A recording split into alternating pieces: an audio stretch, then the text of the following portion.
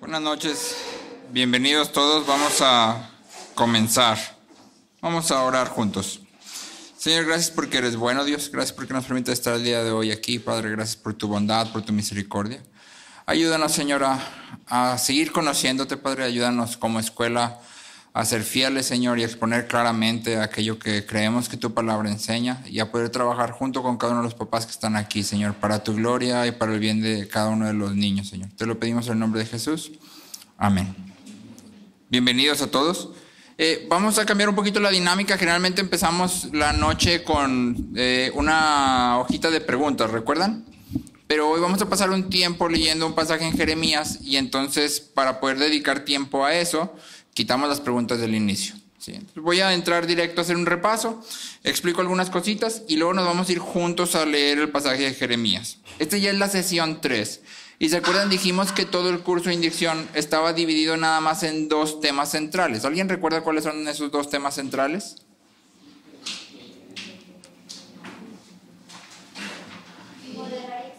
No. No. El primer tema central era nosotros, nuestro llamado, ¿sí? Y luego el segundo tema era nuestros hijos, ¿sí? Primero, nosotros, nuestro llamado. Segundo, nuestros hijos. Y entonces cuando hablamos de nuestro llamado, ahí sí entraba lo que estaban mencionando ustedes, ¿no? Que tiene que ver con 3 cosas, decíamos. El llamado que Dios nos ha dado a los padres tiene lo podemos resumir en estas 3 palabras. ¿Alguien recuerda las 3 palabritas? Modelar, exponer, interpretar. Modelar, exponer, interpretar. Y entonces en modelar decíamos, creemos que lo más importante para nuestros hijos es que ellos obedezcan, porque ese es el llamado de Dios para ellos. Hijos, obedezcan a sus padres. Eso es lo primerito. Y eso significa que entonces para nosotros lo más importante es modelar una autoridad como la de Dios. Y recuerdas que leíamos este pasaje de David que decía que la buena autoridad es como el sol que se levanta por la mañana y sobre la lluvia, sobre la hierba mojada y da vida y da calor y da... ¿Recuerdas? Y decimos, eso es lo que tú y yo deberíamos de ser. Como padres, nuestra autoridad debería de reflejar eso mismo. ¿Sí? Una autoridad que da vida y se entrega por otros. Y lo segundo, decíamos, tenemos que exponer, ¿recuerdan? ¿Qué era lo que exponíamos? El asombro. Exactamente, exponíamos nuestro asombro. Decíamos, nuestro Dios es realmente un Dios glorioso. Y yo quiero que mis hijos sepan que yo vivo asombrado delante de Él. ¿Sí? Exponemos también cómo es que nuestro corazón está funcionando, cómo muchas veces luchamos con lo que queremos, con lo que vemos, con lo que sabemos. Pero al mismo tiempo decimos, Dios es glorioso, Dios es asombroso y por tanto yo voy a caminar hacia allá. Y número 3 decíamos, interpretamos. Y aquí básicamente estamos diciendo, Dios vale el despojarse de todo. ¿Te acuerdas que leímos esta parábola cortita de un solo versículo en Mateo? El reino de los cielos es semejante a un hombre que encuentra un tesoro en el campo y por el gozo puesto en él, va y vende todo. Y decíamos, hasta que nuestros hijos entiendan que vale la pena despojarse de todo por Dios. Entonces, hasta ese momento ellos van a amar a Dios, van a obedecer a Dios, van a desear a Dios. Pero lo primero que tienen que entender es que Dios vale la pena. ¿Sí? Él es la única fuente de agua viva, el único lugar donde tú y yo podemos ser realmente saciados. Y entonces, con eso cubrimos lo primero. Nuestro llamado como padres. Y ahora vamos a enfocarnos en el campo de trabajo, en nuestros hijos. Y vamos a ver otros 3 puntos. Salud. Vamos a ver respecto a nuestros hijos, número 1, el problema. Número 2, la necesidad. Y número 3, el método. Sí, número 1, el problema. Número 2, la necesidad. Y número 3, el método. Hoy solo nos vamos a estar enfocando en el número 1, que es el problema. Es lo único que vamos a ver el día de hoy y vamos a pasar un tiempito ahí tratando de investigar esto. ¿Sí? Cuando abordamos esta pregunta o este tema, el problema, tenemos que empezar haciendo una autoexaminación. Es decir, la pregunta es primero para nosotros y después para nuestros hijos. Y entonces te voy a plantear la pregunta en dos partes. La primera es esta. ¿Tienes un Dios glorioso? De nuevo, ¿tienes un Dios glorioso? ¿Alguien recuerda qué era gloria? La expresión externa de la plenitud. Exacto, exactamente, la expresión externa, ajá, eso, una estrellita, de la plenitud interna de Dios, sí. Entonces, ¿es nuestro Dios todo bondadoso, justo, majestuoso? ¿Es realmente glorioso? ¿Es tu Dios así? Pero convencido, ¿es tu Dios así? Sí. Ok, si tu Dios es así, ¿por qué pecas? Si tu Dios es todo bueno, todo majestuoso, todo glorioso, todo justo, todo bello, Él es la fuente de todo bien, de todo lo que tú necesitas, ¿por qué pecas?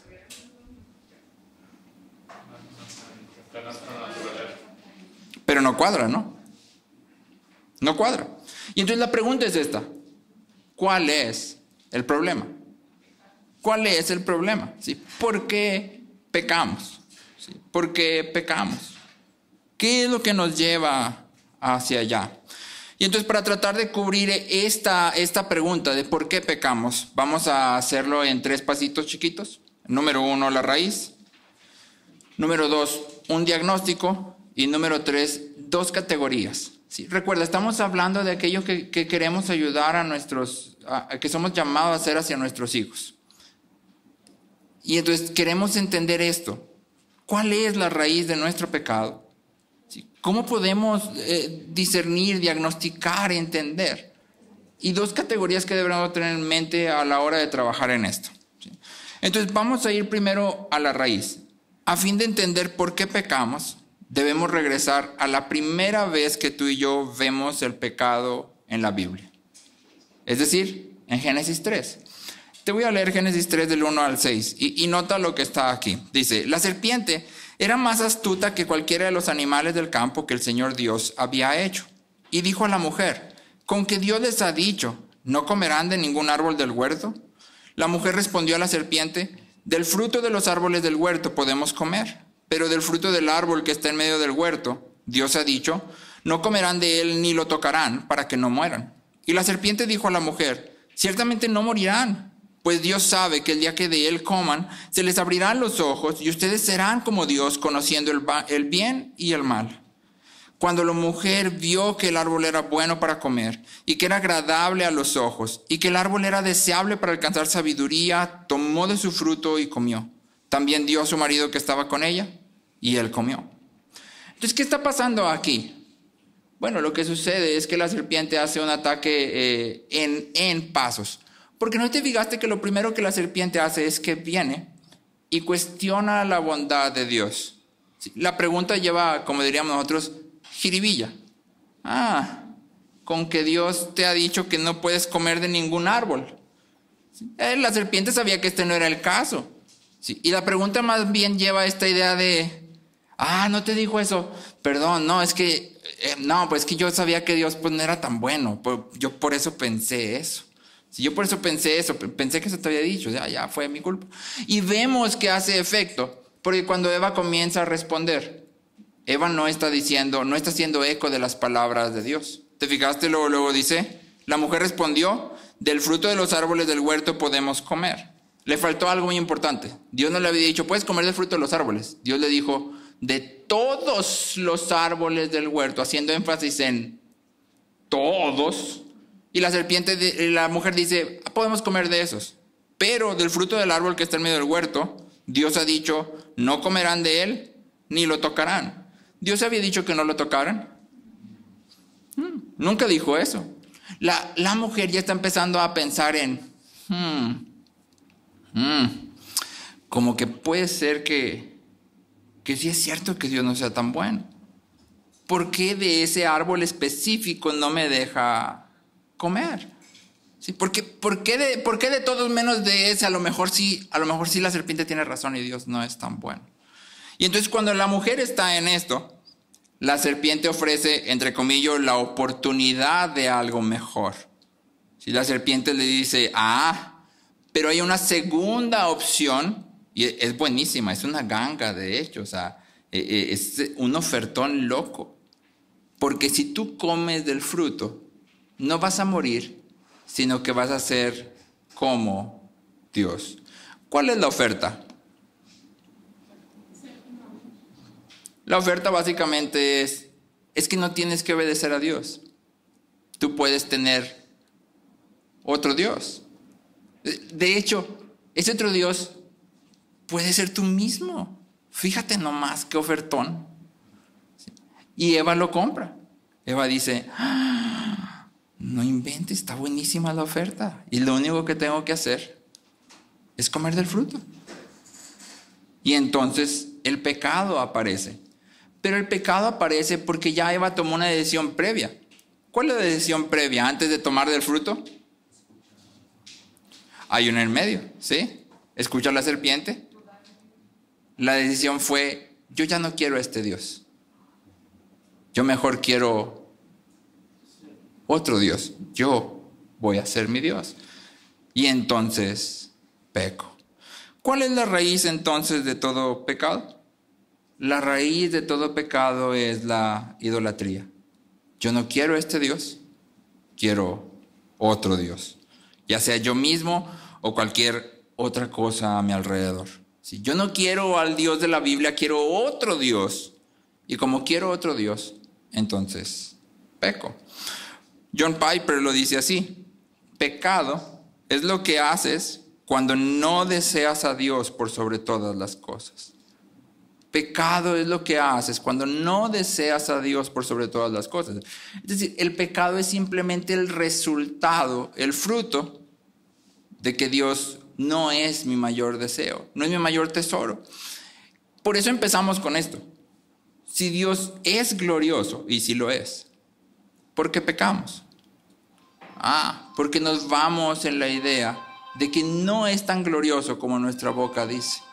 ¿Sí? Nosotros decimos, Dios es todo bueno, Él es suficiente, Él es la fuente de todo bien, Él es el que me sacia. Pero luego viene la tentación. Y en ese momento yo digo, no, es que esto que esta tentación me está ofreciendo, Dios no me lo ha dado. A lo mejor Dios no es tan bueno y por esto no me lo ha dado. Entonces, ¿qué voy a hacer? Lo voy a tomar. Y estoy entonces primero idolatrando. Sí, no, Dios, es que tú no eres tan bueno como dices, yo mejor voy a separarme de ti. Sí, para hacer esto o aquello, o buscar esto o buscar aquello. Entonces, la raíz de todo pecado siempre es la idolatría. Pero idolatría es una palabra compleja, porque generalmente tú y yo entendemos idolatría, en nuestra cultura por lo menos, inmediatamente como tienes un mono hecho de cerámica, piedra, madera, y oras al mono, o le haces un altar, y decimos, es idolatría. Yo no soy idólatra. Y sin embargo, la Biblia habla de la idolatría de diferente manera. En la Biblia hay dos imágenes principales que se usan para hablar de idolatría: matrimonio y reino. Por ejemplo, en el libro de Oseas, el profeta Oseas acusa al pueblo, trae de parte de Dios la acusación de que el pueblo ha sido infiel, ha sido adúltero. ¿Sí? ¿Usando cuál imagen? La del matrimonio. Yo soy tu esposo, pero tú me has abandonado. ¿Sí? Pero los profetas Ezequiel, Jeremías e Isaías también usan la imagen del reino, en donde Dios es el rey y ellos como sus súbditos le merecen toda o le deben toda su amor y su devoción y su lealtad. Y sin embargo el pueblo, en vez de confiar en Dios, van y hacen tratos con Asiria o van y hacen tratos con Egipto. Sí, el caso del rey Ezequías es uno que demuestra esto de manera clara. Isaías viene y le dice a Ezequías, Ezequías, ya viene contra ti la nación y te van a conquistar, pero Dios te dice, no hagas nada. Tranquilo. Sí, tranquilo, yo tengo todo bajo control. Y Ezequías escucha la palabra y ¿qué crees que hace? Todo lo opuesto. Va y hace un trato con Egipto, ¿sí? Para tratar de defenderse. Y entonces Dios le está diciendo, yo soy el rey, yo cuido de ti. Y Ezequías dice, sí, bueno, no estoy tan seguro, ¿verdad? Deja mejor, voy a buscar una segunda opinión. Yo hago lo que yo creo que puedo hacer. Y está haciendo exactamente lo mismo que Eva. Bueno, sí, tú eres Dios, pero como que eso de que tú vas a hacer las cosas como que a mí no me convence. Mejor yo voy a ser Dios y yo voy a hacer un trato con Egipto. Y así me voy a proteger. Y el resultado es catastrófico. Entonces, para tratar de entender lo que la Biblia nos enseña acerca de la idolatría, tú tienes ahí en tus hojas impreso un pasaje de Jeremías. Es Jeremías 2, del versículo 2 al 32, salteado. Entonces te voy a dar un tiempo. Estás en mesas a fin de que puedas ir platicando mientras vas avanzando. Te voy a dar un tiempo para que trates de ubicar en todo lo que Jeremías está diciendo la dinámica del pecado y la idolatría. ¿Qué es lo que Jeremías a través de todo este pasaje nos enseña respecto al pecado y la idolatría? ¿Cómo es? ¿Cómo se ve? ¿Por qué lo buscamos? Sí. Entonces te doy, 10 minutos serán suficientes para ir a través del pasaje y que vayas anotando todo lo que tú ves. Sí. Ok, aquí está hablando de pecado, se ve así. Aquí está hablando de esto, se ve así. Por ejemplo, en el versículo 2, lo empezando, dice: ve y clama a los oídos de Jerusalén, diciendo: así dice el Señor. De ti recuerdo el cariño de tu juventud, tu amor de novia, de cuando me seguías en el desierto por tierra no sembrada. Y luego dice: santo era Israel para el Señor, primicia de su cosecha, todos los que comían de ella sean culpables, el mal venía sobre ellos, declara el Señor. Y luego tú empiezas en el versículo 4, dice: oigan la palabra del Señor, casa de Jacob, y todas las familias de la casa de Israel. Así dice el Señor: ¿qué injusticia hallaron en mí sus padres, para que se alejaran de mí y anduvieran tras lo vano y se hicieran vanos? Ok, ya tienes ahí una de las primeras dinámicas. Porque lo primero que Dios está diciendo es que cuando tú y yo pecamos contra Él, lo estamos acusando de ser injusto. Porque esa es la primera pregunta de Dios ahí, ¿no? ¿Qué injusticia encontraron sus padres en mí para que se alejaran de mí y anduvieran tras otros? Entonces, cuando tú y yo pecamos contra Dios, lo estamos acusando de ser injusto. Dios es injusto, Dios no me da lo que me ha prometido, Dios no cumple sus promesas, Dios no está cuidando de mí, Dios no hace lo que Él dijo que iba a hacer, Él es injusto. Y tienes entonces la primera. ¿Sí? Avanza así de esa forma y trata de ubicar las cosas que están ahí en la acusación que Jeremías trae de parte de Dios.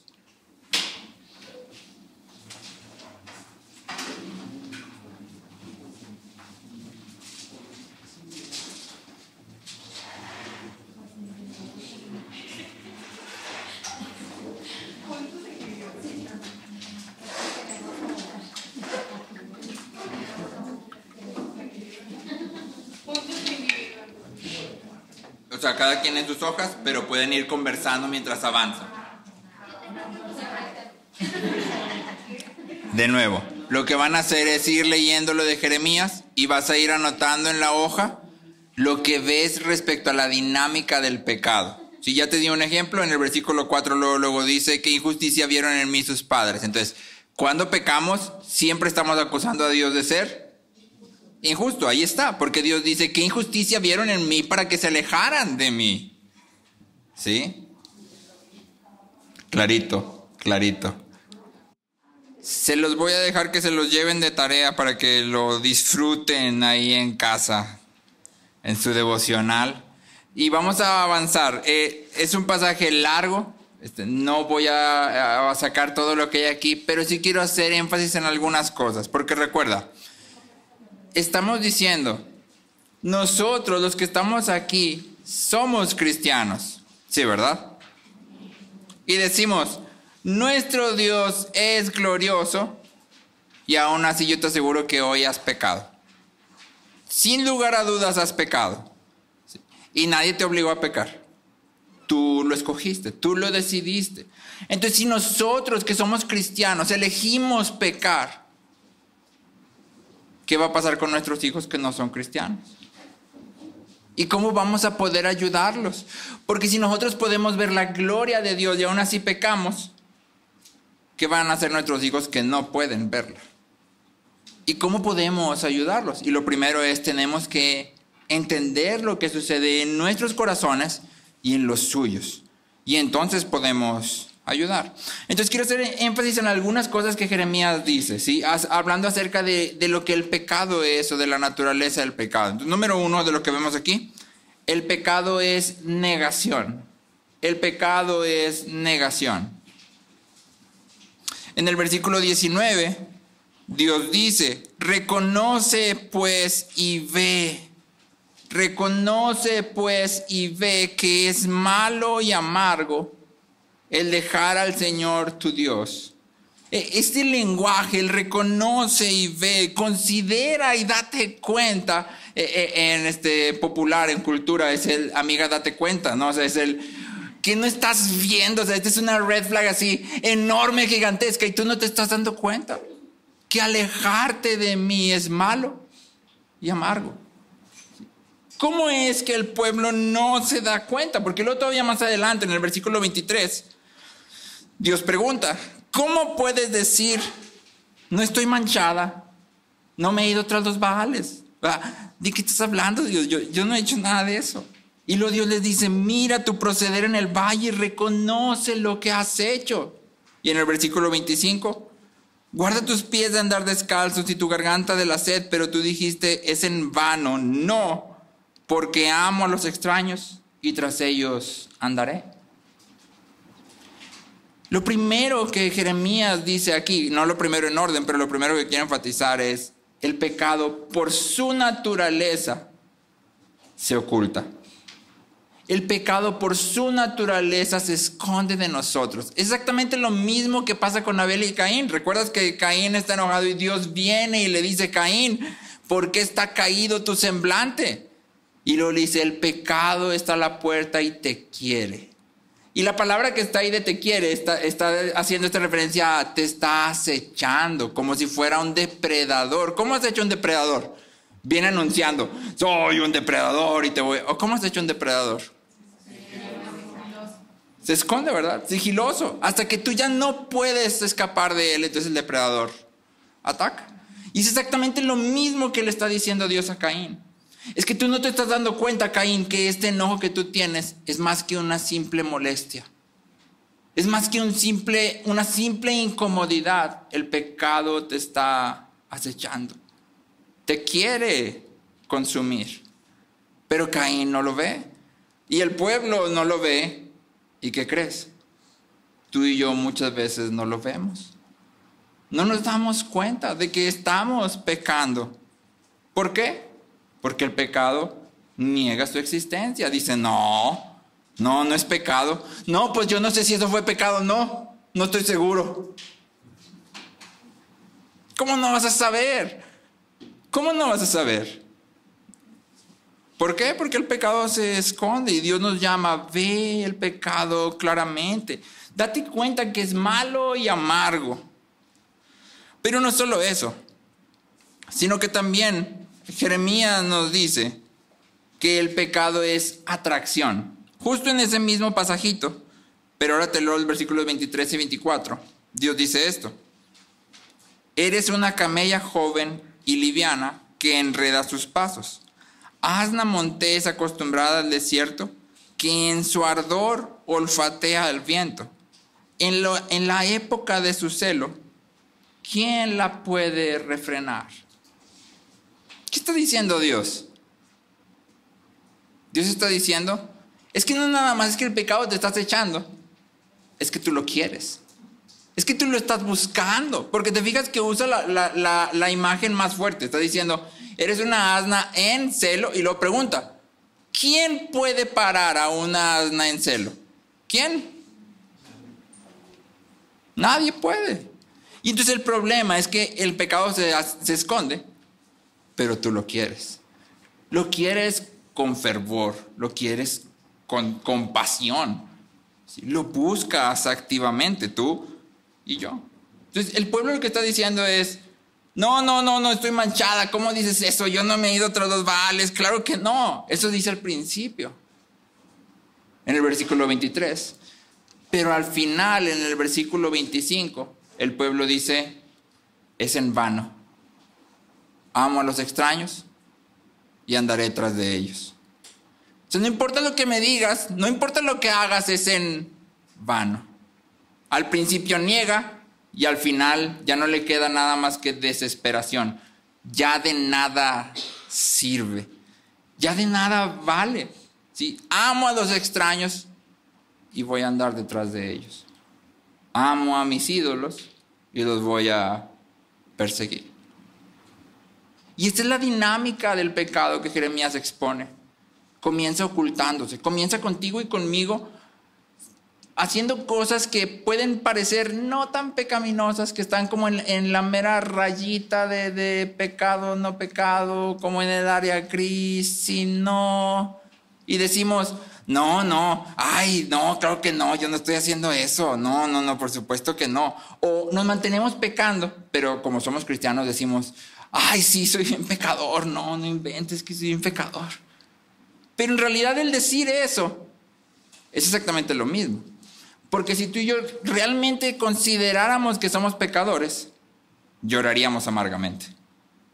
No nos reiríamos, lloraríamos amargamente. Pero cuando decimos, ay, sí, no, es que, no, sí soy bien pecador, la verdad, no, sí hice eso.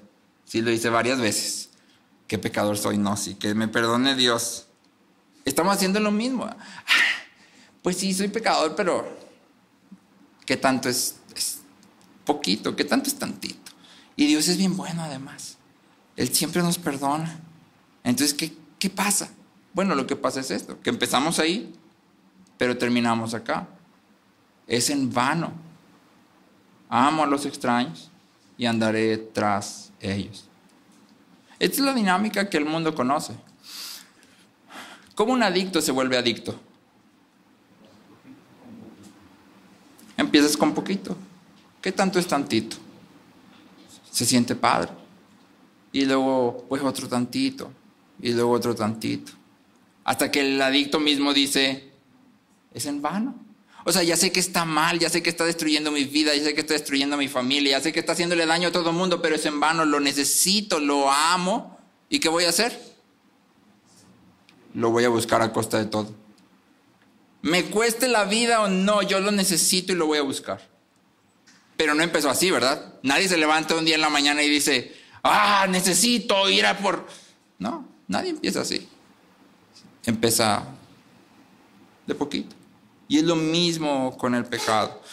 Aunque creamos que podemos pecar sin consecuencia alguna, pensando que es un pecadillo, lo cierto es que no hay pecadillos. Todos los pecados están buscando controlarnos. Ningún pecado es amigable. Ningún pecado es amistoso.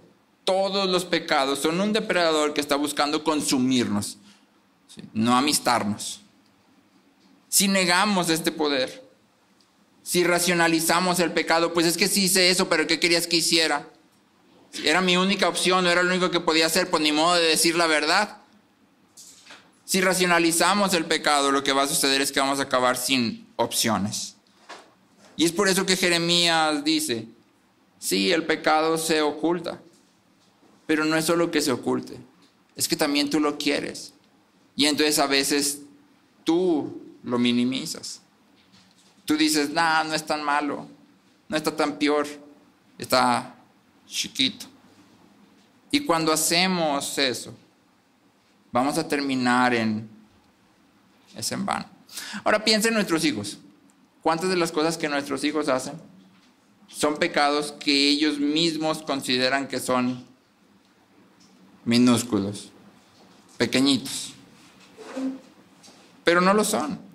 En el salón en el que yo estoy, con los muchachos un poquito más grandes, creo que esto ya lo había comentado, este año pusimos una regla que está en el reglamento desde siempre, pero esta vez la hicimos como más explícita y tratamos de reforzarla, que fue que no le podían decir a ninguno de sus compañeros ni apodos, ni sobrenombres, ni nada, porque a veces hay como... Ay, baby, no, tiene un nombre, dile por su nombre, porque luego empiezas así y terminas en otras cosas. Sin nada, ni siquiera, ay, estás bien tonto, no, nada. Y la reacción normal de todos fue, pero ahora resulta que no les podemos decir, o sea, pues es nomás un juego, O sea, ¿qué tiene de malo que yo le diga así jugando? Ay, estás bien menso, estás bien tonto. ¿Qué tiene de malo?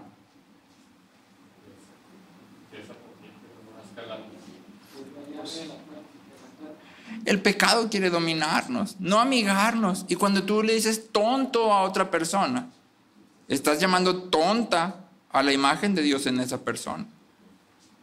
¿Es chiquito o es grande? Es grande. Es grande. Ellos no lo dimensionan. Pero el pecado sí. El pecado no dice, que le diga tonto. No, hombre, si hiciera algo peor, sí lo agarraría de volada. Pero no, que le diga tonto no me da chance de nada, ni modo. Voy a esperar a que peque más fuerte para así. No, así empieza. Empieza con eso. Eso es suficiente. Sí. De ahí nos vamos tú y yo agarrando. Hasta que llegue un punto en que tú ya no puedas hacer nada. Y eso mismo hacemos tú y yo. Y debemos hacerlo saber a nuestros hijos. El pecado siempre trae miseria. Incluso los pecados más chiquitos traen destrucción. Ningún pecado, ni siquiera los divertidos, porque hay algunos que se consideran divertidos por nuestros hijos, quieren ser tus amigos. Todos quieren devorarte. Todos quieren esclavizarte. Ese es su propósito, no otro. Y tenemos que ser conscientes de ellos para hacer a nuestros hijos conscientes de lo mismo. Ahora Jeremías avanza, ¿no? Y Jeremías dice, reconoce pues y ve que es malo y amargo el dejar al Señor tu Dios y no tener temor de mí. Y entonces aquí ya llevamos tres cosas. Número 1, el pecado es negación. Número 2, el pecado es atracción. Usando títulos de películas, es atracción fatal. ¿Sí? Y número 3, el pecado es falta de temor. ¿Sí? Dios dice, el dejar al Señor tu Dios y no tener temor, y lo califica, de mí. Y esto es importante, porque el pueblo sí tiene miedo. O sea, temor no le falta. Es el temor, de hecho, lo que los lleva a hacer alianzas con Egipto, con Asiria. O sea, ya viene este ejército que nos quiere conquistar. Si nos van a hacer trizas, tengo que buscar ayuda. ¿Qué los mueve a buscar ayuda? El miedo. Temor sí tienen. El problema es que el temor no está donde debería de estar. Dios dice, no tienes temor de mí. Y ahí está la falla. Cuando hablamos de miedo, hablamos de algo que nos controla por completo, total y completamente. Hace algunos años fuimos con unos amigos a grabar a un estudio clandestino. Y yo nada más andaba ahí de colado porque no grabé nada. Pero recuerdo que nos metieron a un cuarto, y si alguno de ustedes ha visto cómo se graba, pues te meten al cuarto con los micrófonos y todo, y no puedes hacer ruido. Y no puedes abrir la puerta y no puedes salir. O sea, tienes que esperar hasta que se termine de grabar lo que se está grabando. Y en ese entonces estaba grabando un amigo y estaba grabando la batería. Estaba tocando la batería, estaba grabando y estábamos todos. Pero había un problema. Resulta que de cuando entramos nadie se dio cuenta. Pero ya cuando estábamos ahí, que la grabación ya había empezado y cerraron la puerta, había en la parte de arriba, atrás de donde estaba la batería, yo estaba aquí en la pared, ahí estaba la batería, tú volteabas hacia arriba, ¿y qué crees que había así en la orillita del techo? 3 cucarachas paradas. 3 cucarachas paradas. A mí las cucarachas me dan un asco terrible. O sea, más que miedo, a mí me dan asco. Es un asco así terrible. Bueno, todo lo que duró la canción, yo creo que es la canción más larga de mi vida. Porque todo lo que duró la canción, yo no vi ninguna otra cosa más que las cucarachas. Yo dije, en donde una de esas sea voladora, yo me voy. O sea, yo me voy. Yo aquí no me quedo. Todo lo que duró la canción, yo estuve viendo las cucarachas. Todo lo que duró la canción. Pero no nada más yo, sino también mis otros 2 amigos y el que estaba grabando la batería, que estaba grabando así. En medio de la grabación, ¿qué crees que pasó? Volaron las 3. Y entonces yo ya había dicho, yo aquí no me quedo, que se comen las cucarachas a los demás, yo no. Abrí la puerta y quise salir y resultó que mis otros 2 amigos también querían salir al mismo tiempo que yo. Nos atoramos los 3 en la puerta como 3 veces. porque nadie hizo espacio para que el otro saliera. O sea, fue como, no va a salir, y nos regresamos. Hasta que ya uno empujó a otro y salimos todos corriendo. Cuando hablamos de miedo, hablamos de algo que nos controla. En ese momento yo no estaba pensando en, sí, está tocando bien mi amigo la batería, se escucha padre. O sea, no, yo estaba pensando en la cucaracha, ¿sí? Yo estaba pensando en que la cucaracha no volara y estaba listo para que en cuanto la cucaracha se moviera, yo salía corriendo. Cuando hablamos de temor, hablamos de algo que nos controla, algo que capta toda nuestra atención, de manera que entonces todo en nosotros gira en torno a eso. Y tú puedes pensar en ti, en cualquier cosa a la que tú le hayas temido o le temas. Sí, porque yo te estoy dando un ejemplo burdo y cómico, real, pero cómico. Pero hay cosas más serias. Sí, hay cosas más serias. Yo, por ejemplo, hablando más serio, evito los doctores a toda costa. Yo los evito. Sí, Francis me dice, vete a hacer un estudio. No se ocupa, no se necesita, ¿para qué? Mira, si ando al 100. Sí. Pero en mi interior, yo sé por qué lo estoy evitando. Y es que yo no quiero otra vez que me digan lo que hace años, ¿verdad? Tienes esto, y otra vez pasar por algo así. Entonces yo digo, doctores, nadota. Sí. A menos que ya me vea así que, bueno, a lo mejor. Sí, primero le hablo a mi cuñada que es doctora y le sabe mucho, entonces, no, pero yo sé que hay algo atrás de eso. Y en cierta medida, mi vida en ciertas situaciones gira en torno a eso. Yo no quiero ver a ningún doctor. Y seguramente hay cosas así para ti. Y Dios dice, el problema es que el temor no debería estar colocado en estas cosas serias, sino debería estar colocado ¿en dónde? En mí, sí, en Dios. Nuestro temor debería estar colocado en Dios. Proverbios 28:14 dice, cuán bienaventurado es el hombre que siempre teme. 28:14. Cuán bienaventurado es el hombre que siempre teme. Nosotros finalmente consideramos el temor como algo malo. Pero el proverbista dice, si siempre temes, vas bien. Vas bien. Porque el proverbista tiene en mente algo. Deberías de temer a Dios. Y si siempre temes a Dios, entonces eres bienaventurado. El salmista dice en el Salmo 134, pero en ti hay perdón para que seas temido. En ti hay perdón para que seas temido. Y entonces cuando hablamos del temor de Dios, ya lo dijimos en la sesión anterior, estamos hablando de este sentido de asombro y deleite ante quién es Dios. Estamos hablando de mantenernos en asombro delante de Él. Entonces piensa por un momento, por ejemplo, cuando tú te preocupas, en realidad lo que está pensando es que tú estás más asombrado por las circunstancias externas que por quién es Dios y su cuidado de ti. Por eso te preocupas. Cuando tú te sientes culpable por algo que hiciste, tú estás más asombrado del poder de tu pecado que del poder de la gracia de Dios. Por eso te sientes culpable. Cuando tú estás autocompadeciéndote de ti mismo, estás más asombrado de los beneficios que perdiste de algo que de las misericordias nuevas de Dios cada día.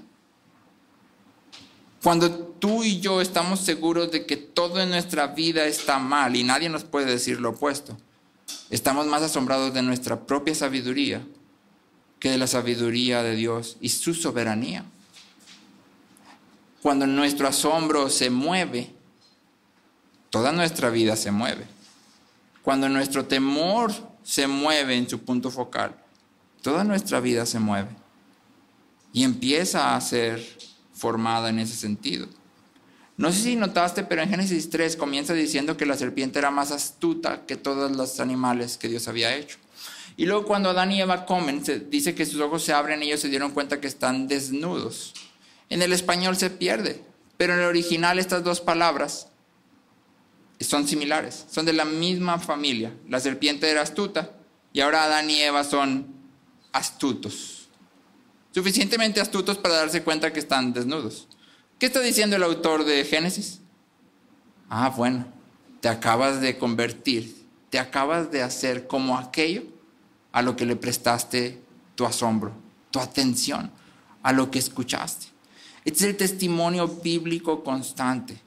Aquello que tiene nuestro temor nos moldea. Aquello que tiene nuestro temor nos moldea. Y lo podemos ver incluso en las personas no cristianas. Si tú has conocido a una persona que tiene miedo de que algo le pase a sus hijos, generalmente esta persona se vuelve sobreprotectora. Toda su vida gira en torno a su miedo. Y se convierte en aquello que le hace daño a sus hijos. Porque lo que teme es que algo le pase a sus hijos. Ella se convierte en la fuente de ese daño. Te conviertes en lo que temes. Nos convertimos en lo que tememos. Ahora, tus hijos tienen un temor, porque estamos configurados así. Ed Welch dice, es humano temer.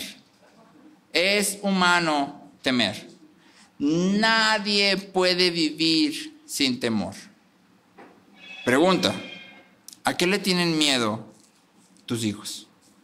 Miedo serio, no me digas, a las cucarachas como tú, Mr. Aaron. Bueno, probablemente sí, pero miedo serio. Todas las personas, pero todos los niños le tienen miedo a algo, ¿sí? Aquí en la escuela yo sé que hay niños que le tienen miedo a la aprobación. Ellos temen profundamente lo que los demás puedan pensar de ellos. Niños chiquitos, ¿sí? Niños del salón de Miss Francie que han pasado por ahí y yo he visto y puedo decir lo que esta persona teme es al hombre. Teme lo que otros piensen de él.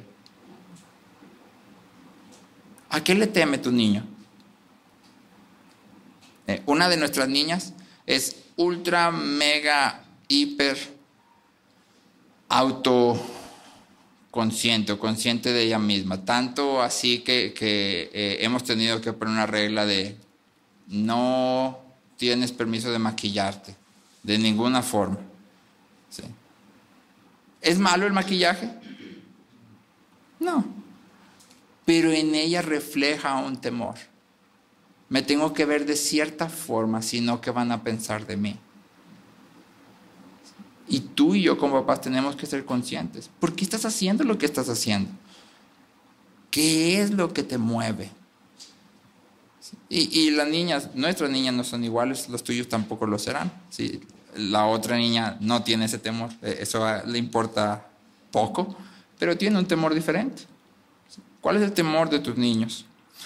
Cuando el centro del temor soy yo, ¿qué pensará de mí la gente? ¿Qué me va a pasar a mí? ¿Qué pasa si me muero? ¿Qué pasa si no tengo esto? ¿Qué pasa si no tengo aquello? ¿Qué pasa si sí tengo esto? Como en mi caso, ¿qué pasa si tengo la enfermedad? ¿Qué pasa? Cuando el centro del temor soy yo, entonces el temor es negativo, me va a controlar en un sentido negativo. Pero cuando el centro del temor es Dios, el temor es positivo, es asombro, es deleite, es gozo.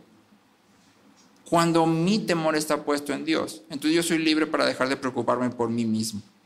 Él cuida de mí. ¿Sí? Es parte de que Él es glorioso. Entonces ya llevamos 3, ¿no? Número 1, el pecado de negación. Número 2, el pecado de atracción. Número 3, es falta de temor. Y número 4 de lo que nos dice Jeremías, el pecado siempre te deja insatisfecho. El pecado siempre te deja insatisfecho. Esta es una de las partes que me parece más fuertes de todo lo que dice Jeremías. Y Jeremías lo habla aquí y lo habla un poquito más adelante. Y te lo quiero leer un poquito más adelante en el capítulo 4. Permítanme nada más un momento que lo acabo de perder.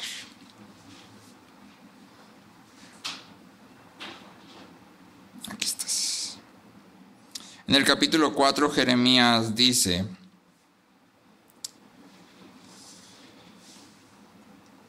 y tú, desolada, ¿qué harás?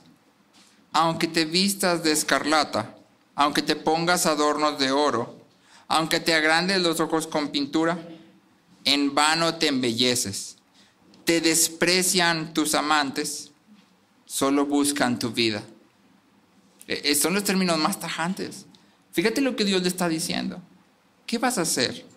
Aunque te pongas adornos de oro, aunque te vistas de escarlata, aunque te agrandes los ojos con pintura, en vano te embelleces. Te desprecian tus amantes. Lo único que quieren es tu vida. ¿Qué quieren tus ídolos de ti? ¿Qué quieren tus ídolos de ti?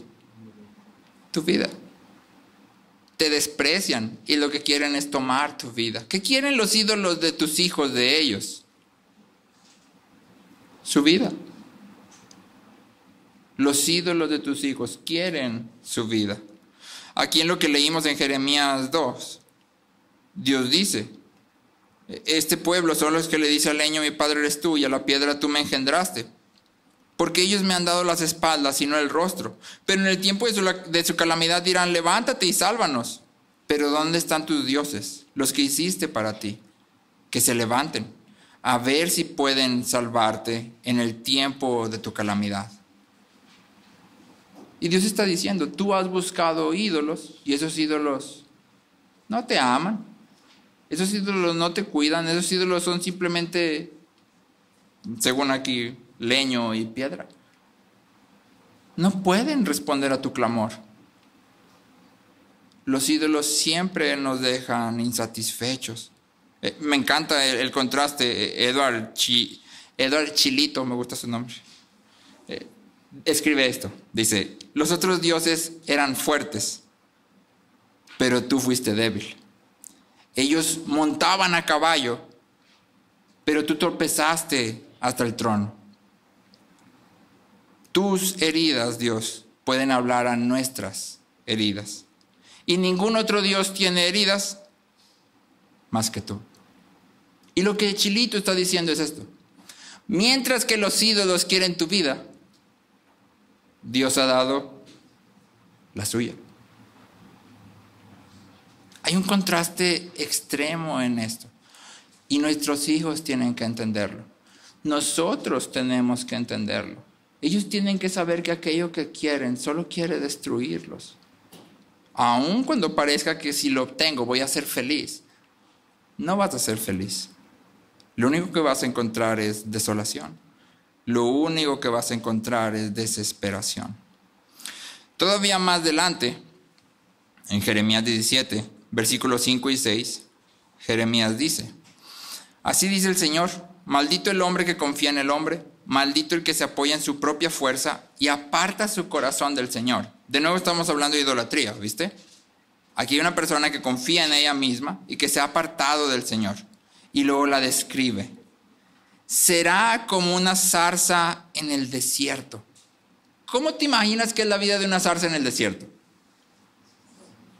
Parecida a la de nosotros aquí en Torreón, pero sin aire.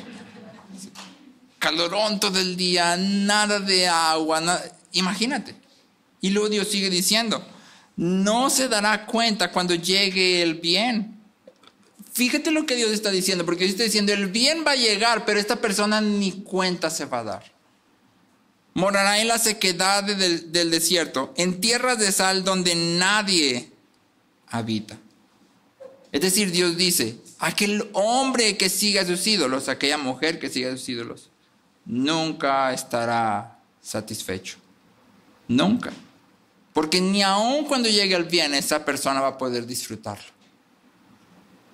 Porque está adorando ídolos. Entonces, ¿qué es un ídolo? Un ídolo es cualquier cosa que es más importante para ti que Dios. Cualquier cosa que absorba tu corazón y tu mente más que Dios. Cualquier cosa a la que acudes para que te dé lo que solamente Dios puede dar.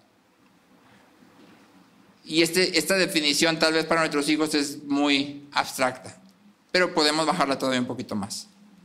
Cualquier cosa que estés dispuesto a pecar para obtener, ese es tu ídolo. Cualquier cosa que estés dispuesto a pecar para obtener, ese es tu ídolo. Entonces piensa por un momento, por ejemplo, en los niños aquí en la escuela, ¿no? Que saben que no deben de copiar de los Skolkis, pero luego van y copian de los Skolkis. ¿Por qué están dispuestos a pecar? ¿qué es lo que ellos creen que obtienen cuando copian?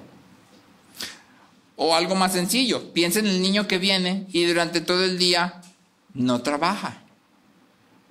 Yo tengo algunos de esos.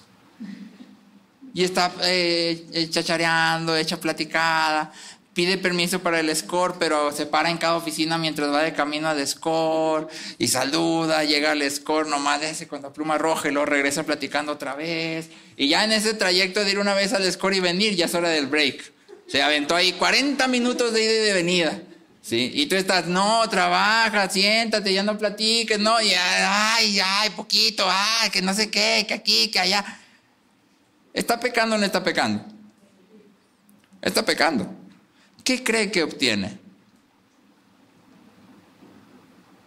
Probablemente creerá que obtiene comodidad, descanso, no lo sé. Lo que sea que esa persona cree que obtiene, ese es su ídolo. Noticias. Los ídolos no son regionales. Es decir, el niño no tiene el ídolo de la escuela y luego se va a su casa y allá no tiene ídolos. Es que ese nomás está ahí en la escuela, no sabes. No. El ídolo está en el corazón. Si lo tiene aquí, lo tiene allá. Lo tiene en todos lados. Y si nosotros vamos a hacer realmente ayuda para ellos, tenemos que identificar el ídolo. ¿Qué es lo que estás buscando? Entonces, ¿qué es un ídolo? Cualquier cosa que estés dispuesto a pecar para obtener. Cualquier cosa a la que acudas para obtener paz, seguridad, confianza, satisfacción, es un ídolo. Es que ando así bien abrumadote, no sabes. No, pero siempre en las noches me preparo un cafecito y me pongo una serie de Netflix y no sabes qué paz siento, así como que ya se me olvida todo. Sí, no sabes. Bueno, o sea, se escucha así como, pero estás ubicando algo. ¿Sí? Estás ubicando algo. Tú estás yendo a este ritual de cafecito y Netflix para encontrar ¿qué? Paz. Pero solo hay un lugar donde hay paz verdadera. En Dios. Y tú no estás yendo a Dios. Tú estás yendo al cafecito y al Netflix. Estás rechazando a Dios. Eso es lo que estás haciendo. Muy bien. Los que ya están en su lugar, les voy a pedir que me ayuden con algo. En una de tus hojas, la que tú escogas, o en tu libreta, donde tú quieras, te voy a pedir que me ayudes a dibujar un árbol. Solo necesito que tenga 3 cosas: un fruto, su tronco y la raíz.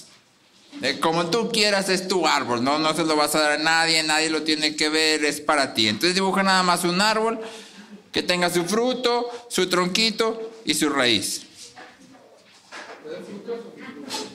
Con frutas. Un árbol frutal vamos a dibujar.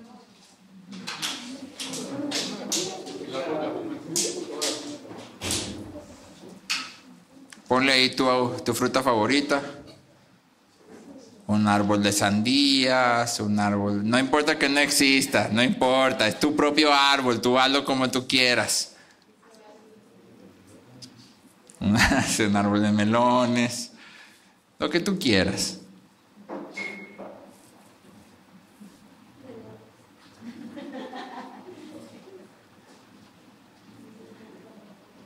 Hay que dibujar un árbol.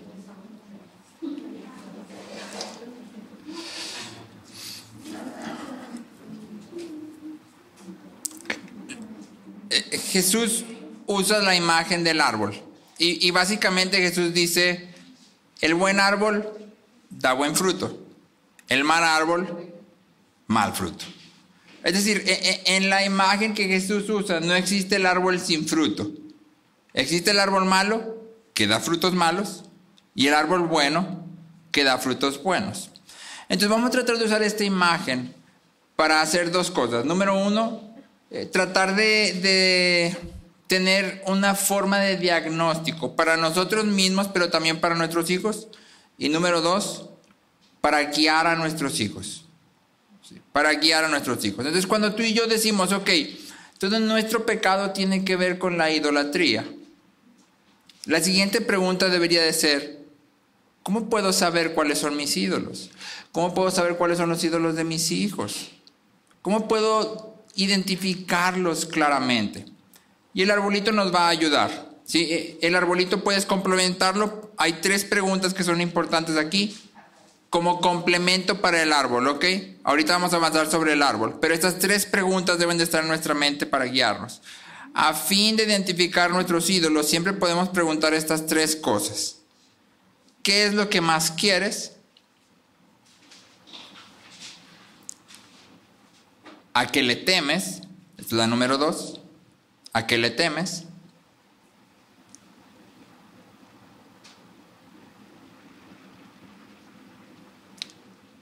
¿Y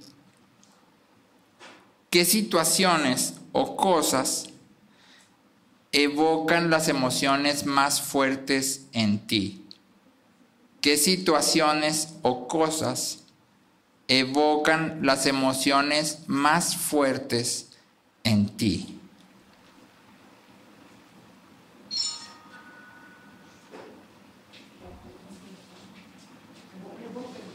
Evocan las emociones más fuertes en ti, sí. Yo conocí a una persona que si de pronto la pisabas, la reacción inmediata era enojo. Así, pero así. Sí, y estas cosas suelen ser como, bueno, pues se enojó porque la pisaste ya. Sí. Pero en realidad está diciendo algo. Sí. Entonces, cuando hablamos de las emociones fuertes que salen así disparadas, estamos hablando de ídolos. Sí. Ahora, tú dices, bueno, pero el ídolo de pisar no existe. No, bueno, es que no es el ídolo de pisar. Sí, probablemente es algún ídolo de algún otro tipo, comodidad, que no me estorbe, no sé. Tendríamos que tener más información, pero el punto es ese. Aquello que queremos, aquello que tememos y aquello que nos hace estallar, ya sea en enojo, en felicidad intensa, en tristeza profunda, cualquiera de las emociones, es un indicador de nuestros ídolos. ¿Sí? Si tu niño llora profundamente como si se le hubiera acabado la vida cuando le castigas el Xbox, bueno, ya te está diciendo algo y no se llama ídolo del Xbox, es algo que él cree que puede obtener a través del Xbox o del celular o de salir con sus amigos y lo que le castigas es salir con sus amigos. ¿Sí? Ya está diciendo algo de lo que hay en su corazón. Pero a fin de hacerlo visual y poder caminarlo con nuestros hijos de ida y de vuelta, vamos a usar el arbolito y vamos a empezar en el fruto. Vamos a avanzar del fruto a la raíz. Entonces, cuando hablamos del fruto, estamos hablando del comportamiento observable. ¿Sí? Del comportamiento observable. Te voy a pedir que hagas algo.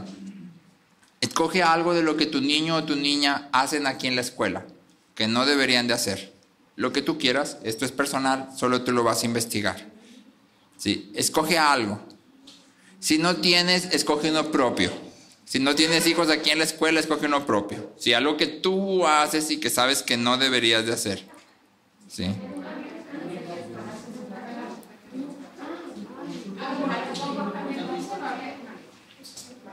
Malo, negativo. Sí, comportamiento observable negativo.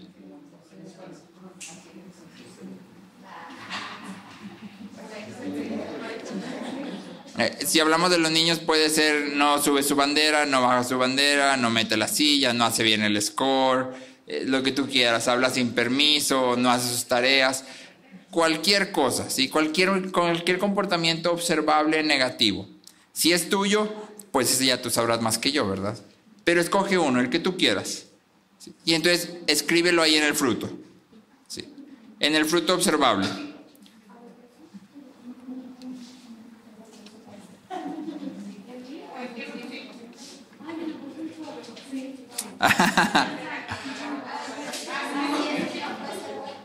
No, malo. Tiene que ser malo. Por eso puse tantos. Bien, bien, malo. Ok, y luego vamos al tronco. En el tronco estamos hablando de la identidad. En el tronco respondemos a la pregunta, según esto que estás haciendo, ¿qué crees de ti mismo? Según esto que estás haciendo, ¿qué crees sobre quién eres tú? Según esto que estás haciendo, ¿qué crees sobre quién eres tú? Voy a tratar de guiar un poquito aquí. Voy a decir que tengo un alumno en mi salón que no hace bien sus scores. Todas sus lecas, siempre que llegamos al self-test, están mal hechos los scores. Siempre, invariablemente. Ese es el comportamiento observable. ¿Qué dice eso de él? ¿Qué es lo que él está creyendo de él mismo? Bueno, él está creyendo que es bueno evitar el trabajo. ¿Sí? Que lo correcto, lo deseable para él mismo es evitar el trabajo. Eso es lo que él cree. Por eso no hace sus scores, porque hacer scores no es algo complicado. ¿Sí? Requiere trabajo, ¿sí? Pero no es complicado. ¿Sí? Entonces contesta respecto a tu hijo. ¿Qué es lo que, según el comportamiento de tu hijo, él está creyendo de él mismo? Y ponle ahí. Esta vez se pone difícil, ¿eh? A veces tenemos que echarle coco. Pero tiene una respuesta.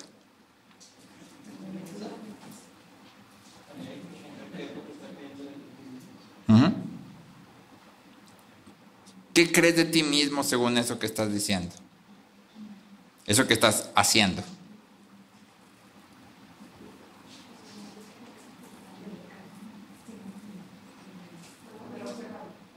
Si hay dudas, pregunten, ¿eh? Yo sé que al principio esto es así como...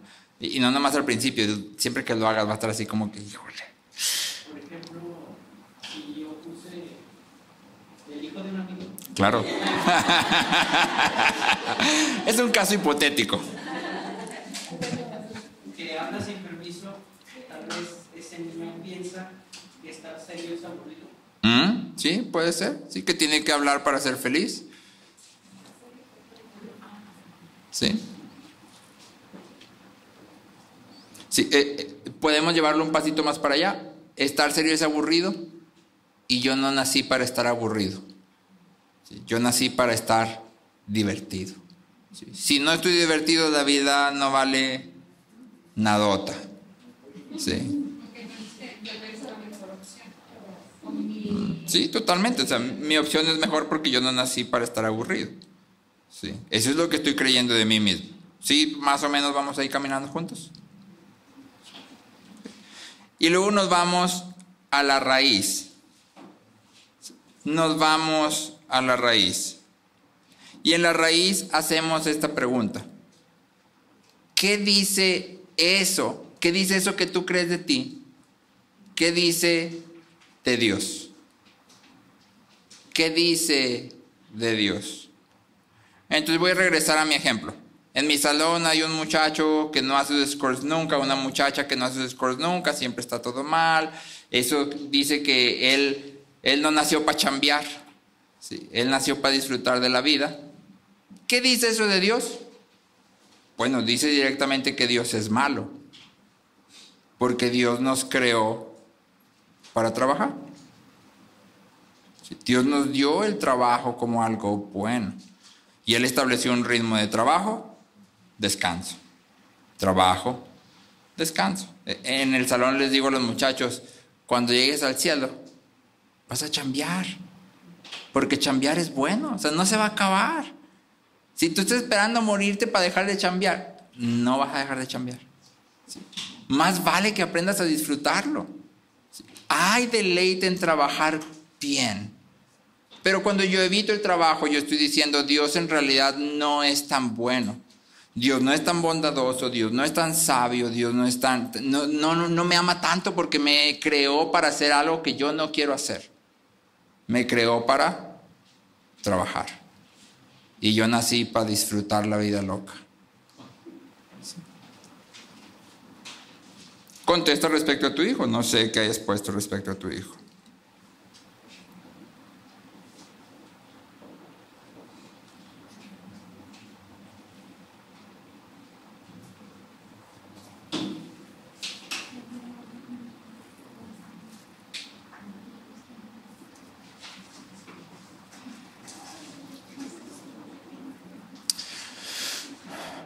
Al hacer este procedimiento cortito de 3 pasos, tú ya debiste ver en tu hijo su ídolo y su razón para desechar a Dios. ¿Recuerdas que empezábamos diciendo en Jeremías? Dios pregunta, ¿qué injusticia hallaron en mí sus padres para alejarse de mí? Bueno, aquí tú ya respondiste esa pregunta. Esta es la injusticia que tus hijos están encontrando en Dios. En mi ejemplo, la injusticia es que Dios me ha dado trabajo. Y eso es injusto. Está muy difícil trabajar, yo no quiero trabajar, me canso. ¿Sí? Entonces es injusto. ¿Sí? Y mi ídolo es mi comodidad, mi descanso. Ese es mi ídolo. Yo voy a hacer todo lo que yo pueda para alcanzar esa comodidad. Ahora, ojo, y esto es importante, porque esta misma persona que en el salón evita el score, puede ser que trabaje arduamente en otras cosas, siempre y cuando esas otras cosas le provean comodidad. Es decir, aquí nadie le paga por hacer lecas, pero si él saliendo de aquí consigue un trabajo que le va a dar dinero para que él pueda sustentar su comodidad, ¿qué crees que va a hacer? Va a trabajar. Su ídolo sigue siendo el mismo, solamente está funcionando de distinta manera. Quiere lo mismo, quiere comodidad. ¿Quiere comodidad? Si para alcanzar la comodidad tengo que chambear un ratito, pues lo voy a hacer. Pero si esto no es útil para la comodidad, lo voy a evitar. ¿Sí? Y tenemos que ser sabios en eso. Ahora ya entonces fuimos del fruto malo a la raíz mala. Ahora la cuestión es, ¿cómo regresamos? Pero ¿cómo regresamos para dar ahora un fruto bueno? Y aquí entonces hacemos una pregunta doble. ¿Quién es Dios y qué ha hecho en Cristo? ¿Quién es Dios y qué ha hecho en Cristo? Y entonces, en mi ejemplo de la persona que evita el trabajo, ¿quién es Dios? Bueno, Dios es un Dios bueno, que Él mismo trabajó para que tú y yo tengamos todo esto que tenemos a nuestro alrededor. Unos cielos increíbles, aire que respirar, fruta, comida, familia. Él trabajó y trabaja, porque Él sigue sustentando la creación, ¿sí? Para nuestro bien. Pero más allá de eso, trabajó en Cristo, porque Cristo vino y padeció hambre y sed. O sea, comodidad no era lo que Cristo tenía mientras andaba aquí. Nunca tuvo comodidad. ¿Por quién? Por nosotros. Y a través de su vida, muerte y resurrección, Cristo ha redimido el trabajo. Eso significa que en este mundo el trabajo es difícil. No siempre es satisfactorio. Pero cuando lo hacemos en Cristo para Dios, entonces tenemos seguridad de que está siendo tomado en cuenta. ¿Por quién? Por Dios. Está siendo tomado en cuenta. ¿Por quién? Por Dios. No, es que el supervisor ni siquiera se da cuenta cuando yo le echo ganas. Hay días que sí traigo un chorro de ganas de trabajar y chambeo y todo. Y pasa el supervisor y nada más me dice, ponte más metas. Y no me dice, vas muy bien. O sea, no, pues así para qué trabajo. No. No quiere decir que el supervisor esté bien, está errando en una parte. Pero cuando trabajamos en Cristo para Dios, mi trabajo está siendo visto por Dios, por los ojos que realmente valen la pena, por aquellos que realmente cuentan. Y yo dirijo a mi hijo ahí y entonces subo otra vez. Si este es Dios y esto es lo que ha hecho en Cristo, ¿quién eres tú? Bueno, yo soy un hijo de Dios, si tu hijo es cristiano, que ha sido llamado a trabajar para la gloria de Dios. Esa es mi meta. No trabajo para tener dinero, no trabajo para mi comodidad, no trabajo para que los demás me reconozcan, trabajo para su gloria. Y el fruto va a ser trabajo. Ahora, esta imagen del árbol me encanta. Porque ¿cuánto se tarda un árbol en dar un buen fruto?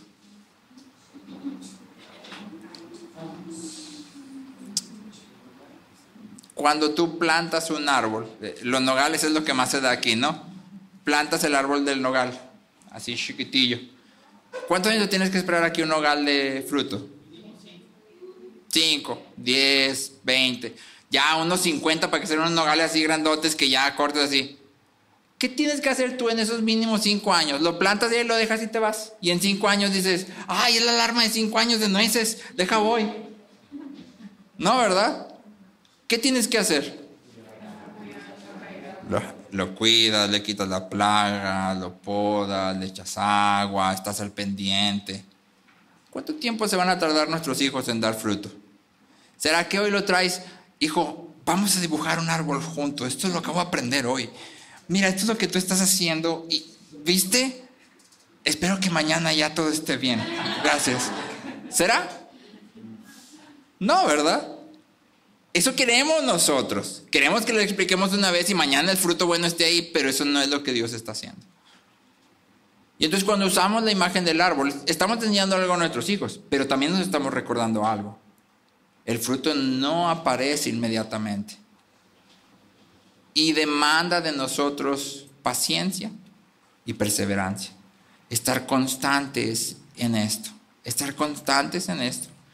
Y el fundamento del fruto es la bondad de Dios.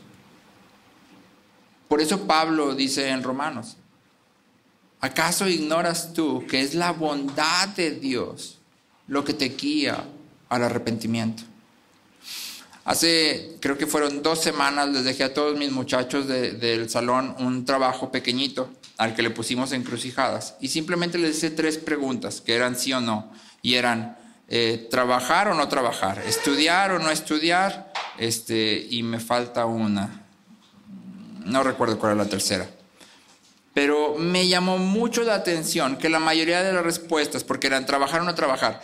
¿Por qué deberíamos trabajar? Motivación. ¿Para qué deberíamos de trabajar? La meta. ¿Cómo la obra de Cristo te motiva a trabajar? Esas eran las preguntas en estas cuestiones. Eran obedecer o no obedecer a la tercera. Trabajar o no trabajar, estudiar o no estudiar, obedecer o no obedecer, ¿no?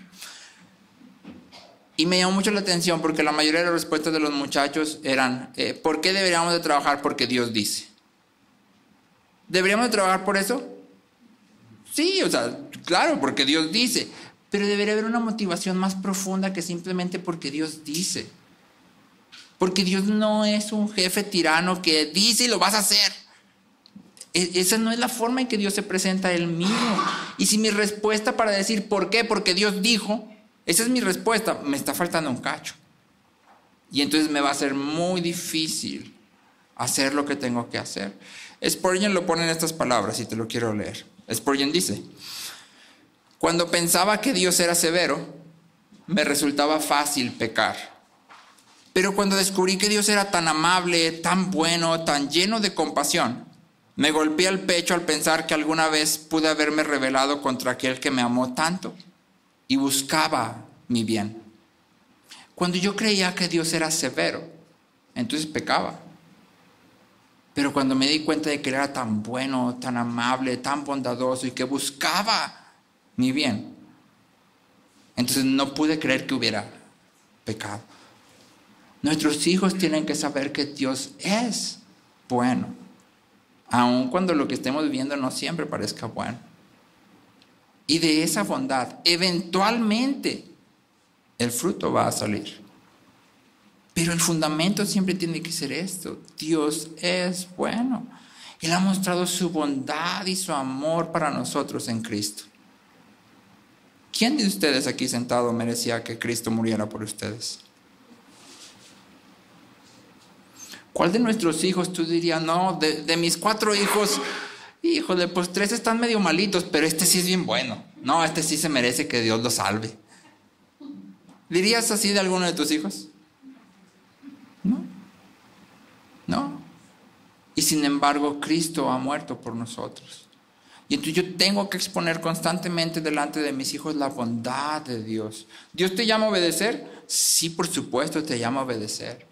Pero te llama a obedecer porque Él es bueno. Porque Él sabe que obedecer es lo mejor para ti. Él no necesita tu obediencia.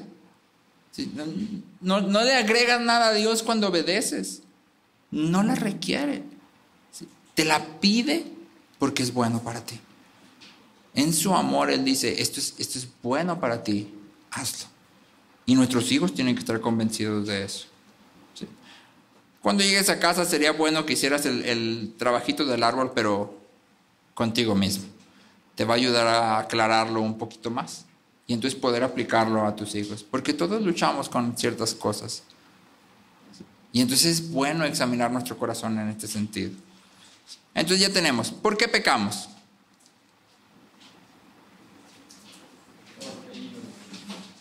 Porque hay ídolos en nuestro corazón. ¿Cómo identificamos los ídolos?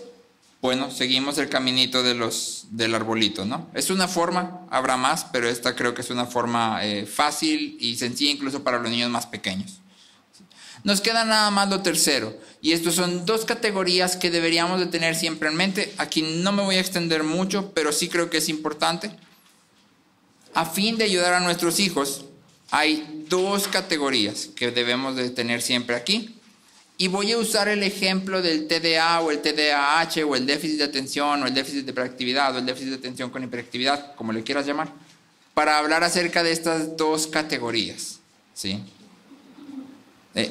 ¿Alguien aquí ha conocido a un niño o tiene un niño diagnosticado con TDA, TDAH, TDAH?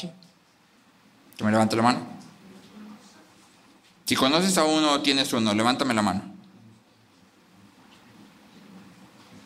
Okay. Cada vez es más común, ¿sí?, ver a niños que son diagnosticados con TDA y TDAH o TDAH. TDA, TDAH, ADD, ADDH, ADD, miles de siglas, pero bueno, déficit de atención y demás, ¿no? Ahora, cuando tú y yo utilizamos este término, déficit de atención, no estamos hablando de la causa. ¿Sí? Cuando tú dices, el niño tiene déficit de atención, esa no es la causa. ¿Sí? Como cuando dices, estoy enfermo de la panza, ¿esa es la causa? No, la causa es otra. Comiste algo malo, es viral, lo que sea.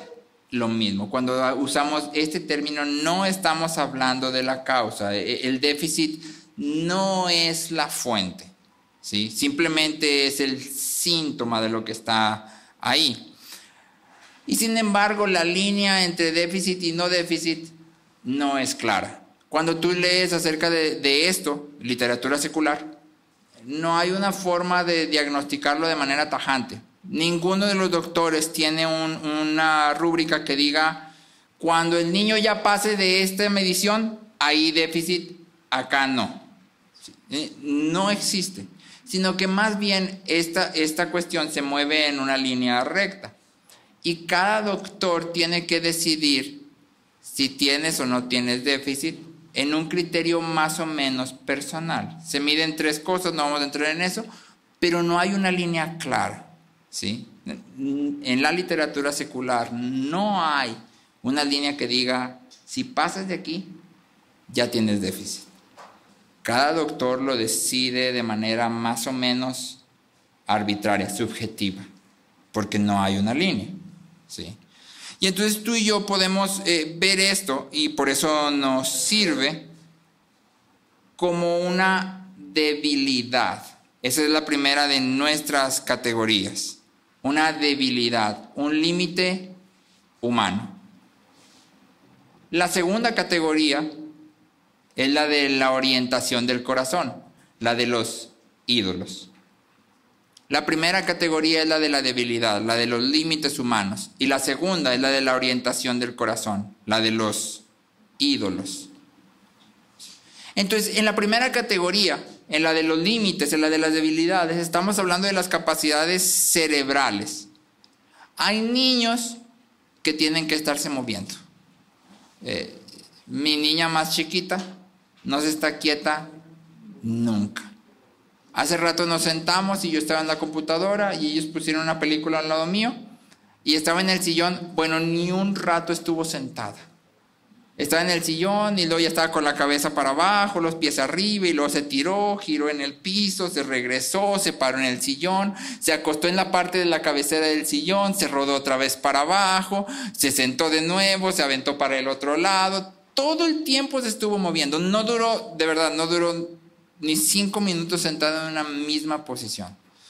Hasta que le dije, ya siéntate, por favor. Detente. Se sentó y duró como 3 minutos. Y luego se levantó otra vez, brincó, vino conmigo, brincó de regreso, se fue para allá. Ok, ella tiene una debilidad, no en el sentido de que sea malo, sino que tiene esta cuestión de tiene que estarse siempre moviendo. ¿Es pecado? No, ¿verdad? No es pecado. La Biblia no dice, no te debes de mover cuando... No es pecado. Es un límite en ella que yo no tengo. Sí, de hecho, por el trabajo yo duro mucho tiempo sentado, más del que quisiera, pero ahí estoy. Sí. Ahora, el problema es cuando ella viene a la escuela y en la escuela hay una regla. ¿Cuál es la regla? No te puedes parar sin permiso. Tienes que estar sentado. Y entonces ahí entra la cuestión de orientación del corazón. Mi niña tiene una debilidad. Y sin embargo hay una regla. Eso a mí me va a informar. ¿Cómo? Bueno, cuando llegue mi niña, porque va a llegar, porque ahorita todavía no está en esa etapa, pero va a llegar, estoy seguro, con una sanción que diga, no se está quieta, no sigue la regla, no sé cómo le va a poner el supervisor, pero le va a poner, y yo voy a saber que sí es cierto, porque la conozco, sí. Pero voy a tener que hablar con ella consciente de estas dos cosas. Una, yo sé que tú luchas para estarte quieto. Yo soy consciente de que para ti es muy difícil, pero eso no quita que la regla está. Y entonces vamos a tener que trabajarlo. Si yo ignoro la debilidad y simplemente me aboco a, es que lo que tienes es un ídolo del corazón, tu ídolo es el ídolo de hacer lo que tú quieres y vamos a tener que tener un castigo muy fuerte. ¿Estoy siendo compasivo y bondadoso? No lo estoy siendo. Y entonces yo tengo que encontrar el camino en medio. Porque yo te puedo decir que mi niña sí tiene un ídolo en su corazón. Se llama el ídolo de yo hago lo que quiero. ¿Sí? Aparte de que ella no se está quieta, ella en su propio temperamento es, yo no necesito ayuda de nadie. ¿Sí? A mí no me andes ayudando, yo voy a hacer todo yo sola y lo voy a hacer cuando yo quiera, como yo quiera. ¿Sí? Y ese es el problema constante con ella. Entonces sí tiene un ídolo, pero ese ídolo aparte está alimentado por esta debilidad. Y yo si quiero modelar la autoridad de Dios, tengo que considerar ambas. Tengo que ser consciente de ambas cosas y entonces trabajar con ambas cosas. Fortalecer la debilidad al mismo tiempo que le hago ver el ídolo. ¿Sí? Ahí es donde entra nuestro dibujito del arbolito. Si yo sé que el fruto no cambia inmediatamente, yo voy a mostrarle su ídolo. Mira, es que este es el problema de raíz. Y mientras le muestro el ídolo, voy a trabajar en algo que le traiga disciplina. Eso significa que voy a buscar meterla a alguna clase de algo que la enseñan a disciplinar su cuerpo, a seguir ciertas instrucciones, que obviamente esta no sea una clase de pintura porque no funcionaría. Sí, pero puede ser una clase de alguna otra cosa, de ballet, de karate, no sé. Sí, algo que implique mover su cuerpo porque ella en eso está, pero que al mismo tiempo le esté enseñando disciplina. Sí. Y de esa forma fortalezco. Al mismo tiempo que le estoy diciendo, el problema es más profundo que nada más esto. Sí, el problema es más profundo que nada más que tú aprendas a disciplinarte. Hay algo más allá de eso. Tú y yo debemos mantener el balance entre los asuntos del corazón y los límites de nuestros hijos. El enojo explosivo es un asunto del corazón. Tener calificaciones bajas en matemáticas es un límite humano. Ahora, el problema es si tiene bajas calificaciones porque no quiere trabajar. Bueno, ya me estoy adentrando en el tema de los asuntos del corazón. Si lo único que vemos son problemas causados por el cerebro, por los límites, entonces le quitamos al niño la oportunidad de arrepentirse y de conocer su corazón.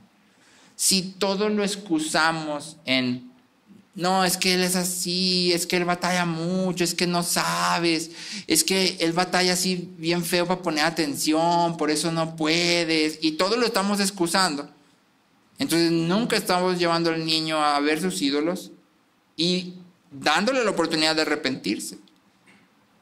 Tenemos que reconocer nuestros ídolos. Recuerda lo primero que dijimos de Jeremías. Dios les dice, reconoce y ve que es malo y amargo. Si el niño no sabe, si el niño no puede reconocer que es malo y amargo tener ídolos, ¿cómo se va a arrepentir? Y si yo siempre lo estoy defendiendo. No, es que tú das las clases, pero es que su lapso de atención es de 30 segundos, por eso no te entiende. Está bien, yo puedo entender que los lapsos de atención son cortos, de verdad que lo puedo entender en mi salón, ¿sí? Pero eso no quita que ellos tienen una responsabilidad de estar regresando a lo que se está hablando, porque Dios los ha llamado a algo. Y entonces tú y yo como papás tenemos que ser conscientes de ello. Pero en el otro extremo, si pensamos solamente en términos de ídolos, de adoración, vamos a constantemente confundir los límites con problemas del corazón.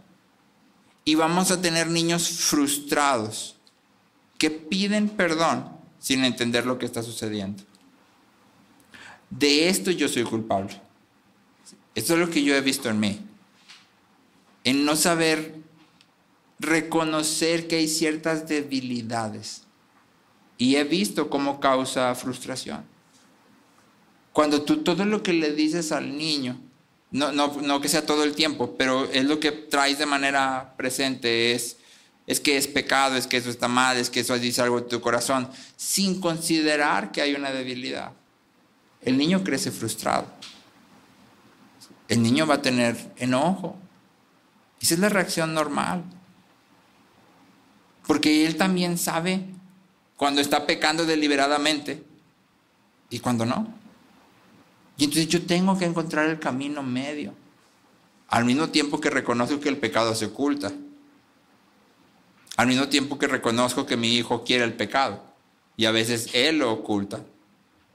Al mismo tiempo que reconozco que yo tengo ídolos y él tiene ídolos. Te pregunto entonces, ¿es difícil ser papá?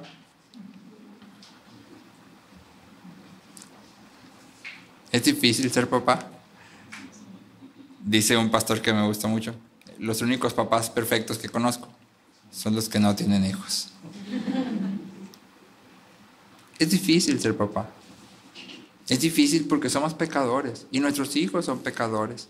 Porque queremos las cosas ya, pero Dios no hace las cosas a nuestro tiempo. Es difícil porque muchas veces ni siquiera nos damos cuenta de lo que en nosotros está creciendo como un fruto malo. Mucho menos vamos a poder ver lo que hay en nuestros hijos. Pero hay esperanza. Porque Dios es bueno. Y si Él nos ha llamado a esto, es porque en su sabiduría esto es lo que Él ha considerado como bueno. No solo para nuestros hijos, sino también para nosotros mismos. Tus hijos requieren tu instrucción. Y tú necesitas urgentemente la santificación que ellos te proveen. No a propósito, simplemente por ser.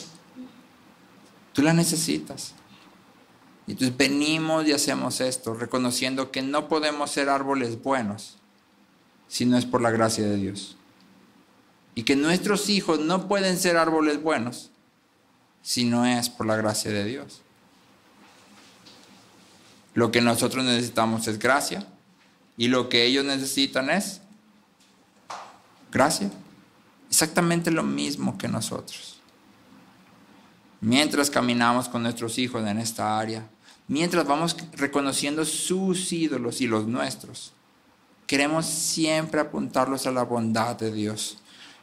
Thomas Chalmers, un puritano, escribió un sermón, creo que es el único sermón conocido que tiene, que se llama El poder expulsivo de un nuevo afecto. Y básicamente lo que él dice es, solo hay una forma de quitar los ídolos. Solo hay una forma. Y es que tú ames más a otro Dios. Es decir, al único Dios verdadero. Es la única forma de que tú puedes quitar los ídolos. Los ídolos, si tú quitas este ídolo, pero no llenas ese hueco, ¿qué crees que va a pasar? Va a llegar otro ídolo. Lo único que puede quitar los ídolos es el poder expulsivo de un nuevo afecto, de un nuevo amor por Dios. Yo quiero encender ese amor por Dios en mis hijos. Pero para hacerlo, primero tiene que estar encendido en mí. Y entonces aquí deberíamos de preguntarnos esto.